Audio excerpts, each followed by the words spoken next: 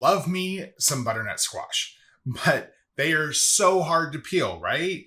They're awkward in shape, like kind of penisy, and the skin is tough. So here is an easy hack to make peeling them, well, easier, plus how to buy them, how to store them right after this.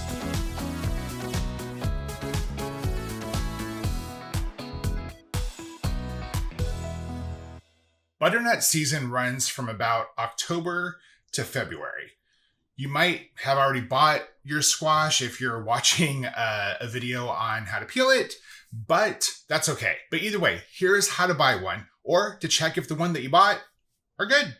Give yourself a cookie if they are. Size is not much of an indicator when it comes to butternut squash, though shape does matter. You can have different shaped ones, and I find the longer neck ones are easier to work with and hold on to than the squat ones. But one of the major factors is weight. You want one that's heavy for its size. The skin should be taut, tan, and free from any green spots. It should have the stem on. That's really important. The stem should be on. That's pretty much how you buy or pick a butternut squash. If you want more information, you should definitely check out my video on how to buy a butternut squash. Okay, so store butternut squash in a dark, cool place, and it can keep for 3 months. That's why the stem is important.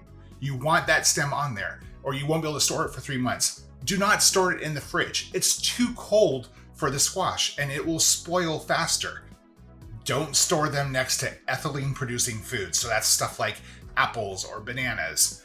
And if you want to learn more about how to store your butternut squash, check out my video.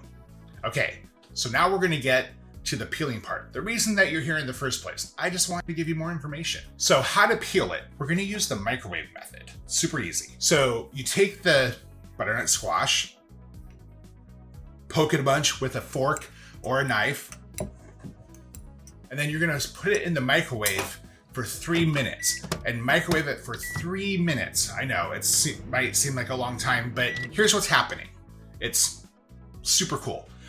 Microwaving heats up the squash fast, because that's what microwaves do, causing the starches and the fibers and the flesh to soften. It also softens the skin, and that helps with peeling, but also with cutting the squash. Steam from the flesh heating up loosens that skin from the flesh. When you remove it from the microwave, you should see droplets of water forming around the areas where you stuck it with a knife. But before you peel it, you want to let it cool. This makes it easier to handle because after you've put it in the microwave for 3 minutes, it's going to be really hot.